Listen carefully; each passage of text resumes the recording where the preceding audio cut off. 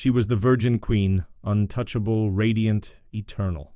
Her portraits showed a pale, flawless face framed in gold and pearls, a monarch above the mortal world. But behind that shimmering mask of majesty lurked habits so foul, so strangely intimate, that even her closest courtiers whispered about them in disgust. Imagine teeth blackened and rotting, yet imitated as a mark of fashion.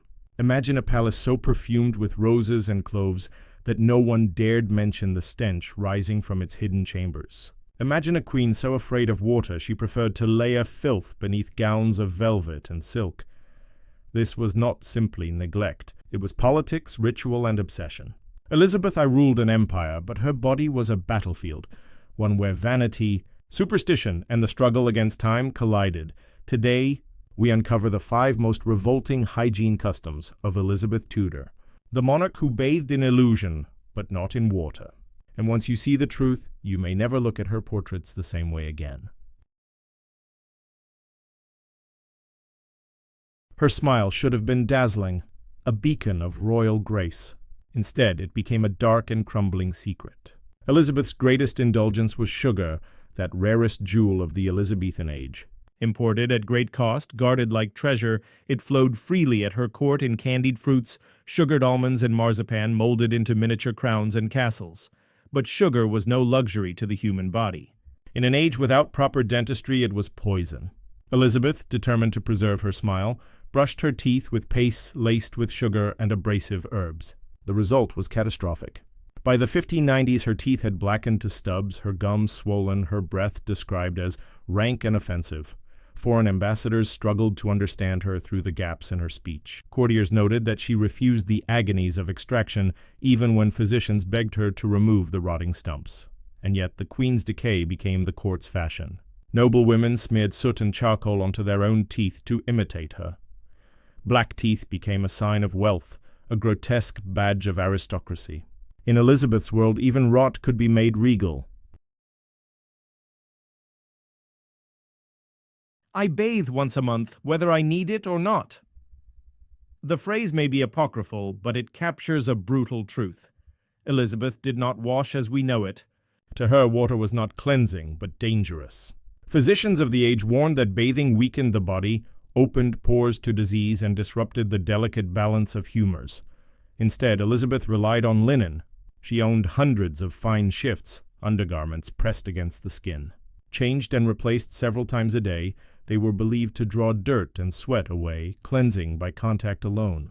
Water was reserved for rare ritual baths, laborious ceremonies that required tubs hauled into her chambers, water heated by servants, perfumes steeped in vinegar, or rose oil poured into the steam. Such an event was so rare that it was prepared with the precision of a coronation.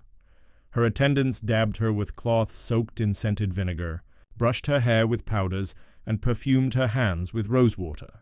She glided through court wrapped in silks, smelling of lavender and cloves.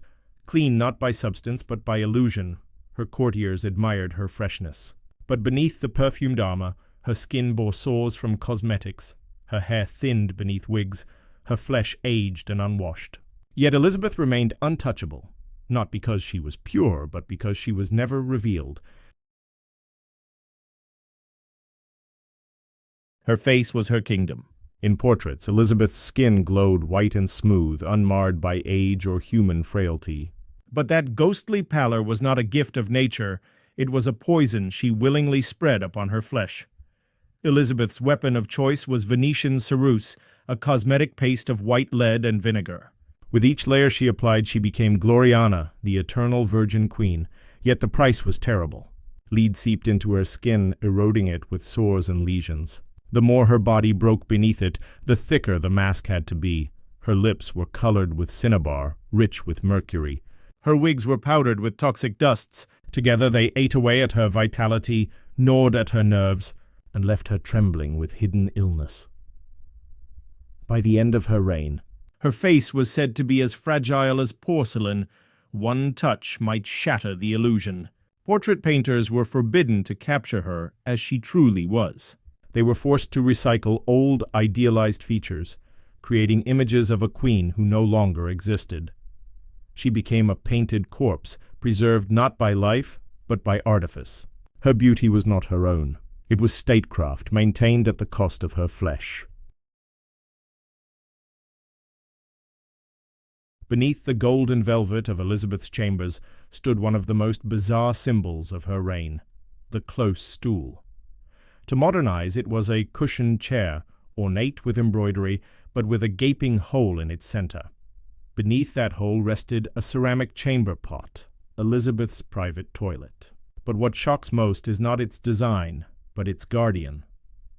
The groom of the stool, one of the most prestigious positions in all England, was tasked with tending to the Queen's most private needs. He was not a lowly servant, but a trusted noble, granted unmatched intimacy with the monarch. He emptied the pot, perfumed the air, assisted with dressing, and often discussed matters of state while standing beside the Queen at her most vulnerable. Outside her chamber, the reality was darker. Her palaces had no plumbing, no sewage system. The waste of hundreds was poured into cesspits, festering until night soil men carried it away in heavy buckets. The stench seeped through corridors, lingered in courtyards, and clung to the velvet-draped walls. Elizabeth masked it with herbs, burning rosemary and lavender, perfumed gloves, and rushes strewn across floors. But no amount of fragrance could erase the truth. Beneath the gold leaf and painted ceilings, her palaces stank of human filth. Elizabeth despised the raw truth of the body. To conceal it, she built a fortress of fragrance. Every morning her attendants bathed her, not in water, but in perfumes, rosewater, orris root, cloves, steeped in vinegar. Her gloves were soaked in musk, her handkerchiefs embroidered with aromatic oils, her bodices fitted with pomanders, delicate orbs filled with resins and herbs that she lifted to her nose to ward off the stench of her court. She even carried a perfumed walking stick, delicately raised to her face when courtiers reeked too strongly. To her subjects, these gestures seemed regal, untouchable. To Elizabeth, they were armor, proof that she was separate, above the filth that surrounded her. Her wigs, too, were scented, hiding the fact that beneath them her real hair had thinned, her scalp unwashed. Her gowns, layered and heavy, soaked up sweat and were rarely cleaned. Linen was changed, perfumes reapplied, powders thickened. But water never touched the truth of her body. Elizabeth was not clean. She was cloaked. In her youth, Elizabeth was admired for her vitality, fiery auburn hair, piercing eyes, and a wit that danced like flame. But as the years weighed upon her, the Queen's own body began to rebel against her. Her teeth rotted and fell. Her skin, eaten away by years of lead-based cosmetics, cracked and scarred. Wigs concealed her thinning hair. Beneath layers of velvet and lace, her flesh aged, flaked, and sagged. Rumors spread that she hid sores and ulcers, that her face could not be touched for fear the mask of powder would crumble. But Elizabeth could not allow weakness to be seen. She forbade mirrors in her private chambers, terrified of confronting the truth. Portrait painters were commanded to use templates of her youthful face, recycling an image of eternal majesty. She even banned natural light from her sittings, demanding that her painted image remain forever untouched by age. The Queen of England had become a prisoner of her own illusion, sovereign of a body she could no longer control. For Elizabeth, water was more than a danger. It was vulnerability, to strip, to immerse, to reveal the naked body. It was unthinkable for a woman who had built her reign on distance and mystique. Instead, her daily ritual was one of concealment. A chambermaid stood ready with powder for her shoulders to mask blemishes when her gown slipped. Scented pomanders hung from her waist, pressed against her lips when foul odors rose. She was surrounded not by soap, but by layers of illusion, perfumes, wigs, gloves, silks, and shadows. Even in her most private moments, Elizabeth refused to let her humanity show. A bath would have revealed too much, a queen as fragile and mortal as her subjects. So she chose to remain unwashed, wrapped in fragrance and deception. In her last years, Elizabeth wandered her palaces in melancholy. She slept little, refused medical aid, and clung to her rituals even as her strength drained away. When courtiers begged her to rest, she stood for hours refusing to lie in bed, as though surrendering to rest meant surrendering to death itself. They say she sat before her mirrorless walls, clad in her powdered mask, fingers clutching a perfumed staff. The woman beneath, frail, scarred, unwashed, was never to be seen. The Virgin Queen had become her own ghost. When she died in 1603, her body bore the evidence of years of neglect, poisoning, and concealment. But her image lived on, pristine, pale, immortal.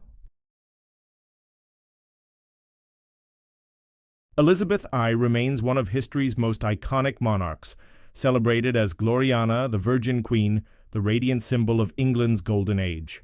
But her hygiene habits reveal the truth behind that legend. She did not bathe often. She painted her face with poison. She lived in palaces that stank of waste, her body wrapped in perfume and silk, while rot ate at her from within. And yet, it worked. She turned filth into majesty, decay into fashion, poison into power. Her subjects did not see the sores, the stench, the crumbling teeth. They saw a goddess, eternal, untouchable. Elizabeth understood what few rulers ever could, that power is not about reality, but about perception. She made her body a mask, and behind that mask she ruled. So the next time you see her pale face in a gilded portrait, remember, behind the jewels and lace, there was sweat. Behind the white mask, there was rot. Behind the illusion of perfection, there was a woman fighting to hold her crown against time itself. She ruled unwashed, perfumed, painted in poison, and, in doing so, she became unforgettable. Queen Elizabeth I did not cleanse her body. She cleansed her image, and that in the end was her most powerful deception.